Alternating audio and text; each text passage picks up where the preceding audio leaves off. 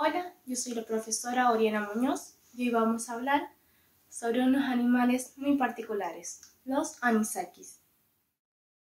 Anisakis. Para hablar del anisakis debemos tener en cuenta que es un pequeño animalito parasitario cuyo nombre deriva del griego de la palabra anisios, que significa desigual, y de la palabra akis, que significa punta.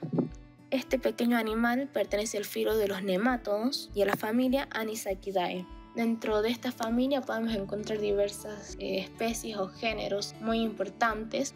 Un ejemplo de esto sería la Pseudoterranova, pero en sí el más importante y en el cual nos vamos a enfocar es el Anisakis. Bien, con respecto a sus características estructurales, debemos recalcar que al ser un nemátodo comparte varias características con los mismos. Una de estas características es que tiene una forma cilíndrica y es alargado. También carece de cilios o flagelos móviles, pueden presentar eutelia. El anisakis no posee segmentación alguna, pero algo que es curioso es que su epidermis segrega una cutícula flexible. La misma está compuesta por colágeno en su mayoría, por lo que le brinda una protección muy amplia y, por ejemplo, le sirve para protegerse dentro del intestino de un hospedador, para protegerse de jugos gástricos. Es un animal pseudocelomado. Este pseudocele que posee lo ayuda a moverse, ya que actúa como un órgano hidrostático. Tiene una musculatura longitudinal. En sí también tiene un sistema digestivo muy completo. ¿Por qué decimos que es completo? Es porque posee una boca, un esófago, intestino y ano.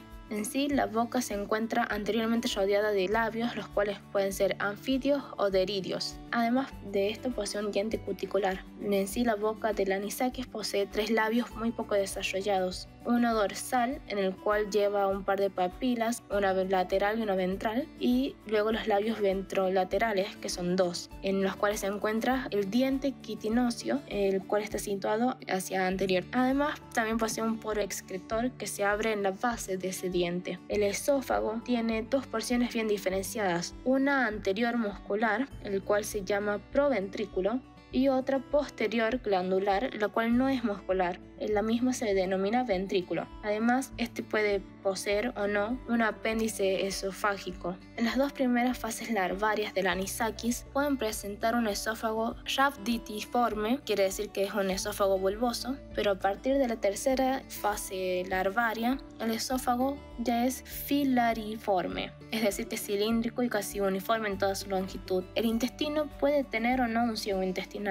Ahora pasaré más que nada al sistema nervioso. Es un sistema nervioso rudimentario y está compuesto por un anillo perifaringeo ubicado en dorsal y ventral y lateral. La glándula excretora, o ventrículo como ya nombramos, se sitúa ventralmente a lo largo del intestino con unión oblicua al mismo. Los deirios son posteriores al anillo nervioso. También presentan un recto corto o oblicuo al ano. El mismo está rodeado por glándulas rectales que están ubicadas una hacia ventral y 2 hacia dorsal. Son dioicos, es decir, que hay hembras y hay machos. Y en sí, otra característica muy relevante es que en los adultos pueden llegar a medir alrededor de entre 3 y 4 centímetros y su diámetro es de 0.1 micrómetros.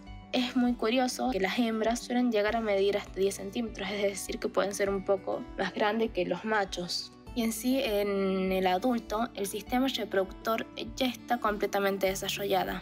Al estar en la tercera fase del estadio larvario, no lo está. Esto sería casi en la 4ª fase. Podemos encontrar ciertas discrepancias entre diversos anisakis, ya que existen 3 tipos. Tienen características muy similares. Estas pequeñas diferencias se dan debido a la adaptación que tienen sobre el hospedador y la ubicación geográfica que tengan.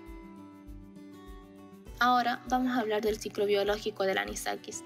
Aunque ustedes no lo crean, el ciclo biológico de este animal es muy complejo, ya que su morfología puede variar con gran facilidad dependiendo, como ya mencionamos anteriormente, del hospedador en el que se encuentre y de la fase vital en la que esté este animal. Suelen estar muy asociados a organismos acuáticos, ya que son los principales animales a los que parasitan.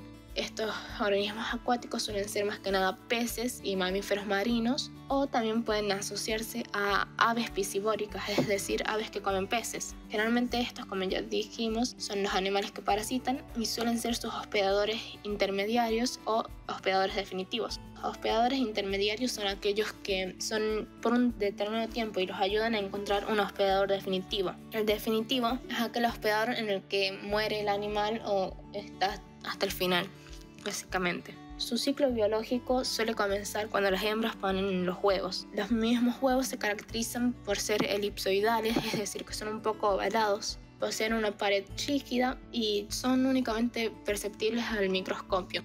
El periodo de incubación del huevo puede variar según el tipo de anisakis, pero en sí todos los huevos de cualquier tipo de anisakis son muy resistentes y susceptibles a los cambios externos. Se ha demostrado que con la baja de temperatura, ciertos huevos de los mismos han incrementado el periodo de incubación. Estos huevos son eliminados por las heces del hospedador donde se encontraban los padres, generalmente hacia el mar. Allí es donde experimentan ese cambio de temperatura y entran en un segundo estadio larvario, obviamente pasando por el primer estadio larvario y después al segundo. A partir de este segundo estadio larvario es donde ya se rompen los huevos y quedan libres en el agua. Y al quedar libres en el agua son consumidos generalmente por pequeños crustáceos que se convierten en su primer hospedador. Dentro del crustáceo pueden llegar a alcanzar unos 5 milímetros aproximadamente, entrando a lo que se denomina un tercer estadio larvario. Al entrar en un tercer estadio larvario, generalmente es donde más se cambian del hospedador, ya que el crustáceo, es el primer hospedador, es consumido por otro, que generalmente suelen ser peces. En este nuevo hospedador se suelen encontrar en el tubo digestivo, y al estar en un tercer estadio larvario generalmente cuentan con pequeños dientes, los cuales les ayudan a desgallar los tejidos del hospedador en el que se encontraban y a alimentarse, llegando así hasta las paredes del tubo digestivo del segundo hospedador, donde pueden asegurar la salida en caso de que el hospedador muera. Si este hospedador muere, debido a que pueda ser consumido por otro animal o lo que sea, las larvas suelen migrar hasta la cavidad abdominal, hasta las vísceras, principalmente el hígado, y hasta la musculatura, donde ciertos anisakis suelen llegar a perforar la piel del hospedador, pero su desarrollo suele terminar allí. Este hospedador muerto actúa como un hospedador intermediario hasta poder encontrar un hospedador definitivo. Básicamente lo que estuvimos viendo es lo que va pasando, lo van repitiendo una y otra vez hasta encontrar su hospedador definitivo.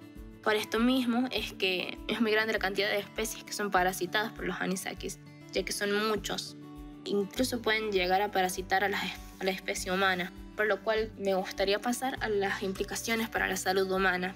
En sí, las zoonosis parasitarias que causan este género se denomina anisakiasis. La anisakiasis se adquiere generalmente por la ingestión de las larvas en el tercer estadio larvario, la cual es la fase infectante para el ser humano. En sí se encuentran encapsuladas en vísceras y en musculatura de peces, como ya nombramos. Con los pequeños dientes se arraigan de alguna forma o se agarran muy bien a las musculaturas de estos peces o incluso de cefalópodos, donde estos animales son consumidos por el humano estando en un estado crudo o muy poco cocinado. Es así como el ser humano se convierte en un hospedador accidentalmente del parásito. Las larvas pueden desarrollarse en el ser humano hasta el cuarto estadio larvario, pero generalmente no suelen alcanzar el estado adulto. En el estado adulto es donde encuentran la madurez sexual, y aquí es donde solo pueden tener lugar en el hospedador definitivo al estar en este estado.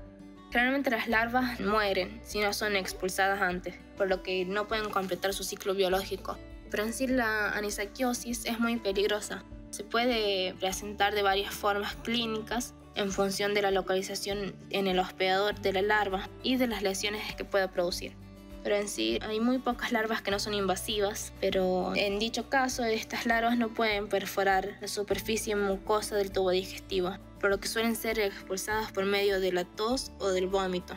Esas son las larvas no invasivas, pero es muy poco común. Las larvas más comunes son las larvas invasivas, las cuales penetran en los tejidos. Hay dos formas de penetrarlas, una es la forma gástrica, que es en mayor medida, y la forma intestinal, que es en menor medida. Y aunque presentan algunas diferencias entre estas formas, algunos síntomas que comparten son, por ejemplo, el dolor gástrico o abdominal, que suele ser muy agudo. Esto se debe por la perforación de la mucosa de la pared gastrointestinal. suelen presentar inflamación y engrosamiento de la pared visceral por formación de edemas, náuseas, vómitos y diarreas. Suelen tener restos de sangre en las heces como las hemorragias, etc. Es un animal muy difícil de eliminar, por lo que la principal forma de cuidarse es informándose, ya que no hay muchos tratamientos farmacológicos que funcionen. Generalmente casi ninguno funciona, ya que es un animal muy difícil de eliminar, como ya dijimos. Así que generalmente se recurre, y es casi lo primordial, a la extracción endoscópica de dicho animal.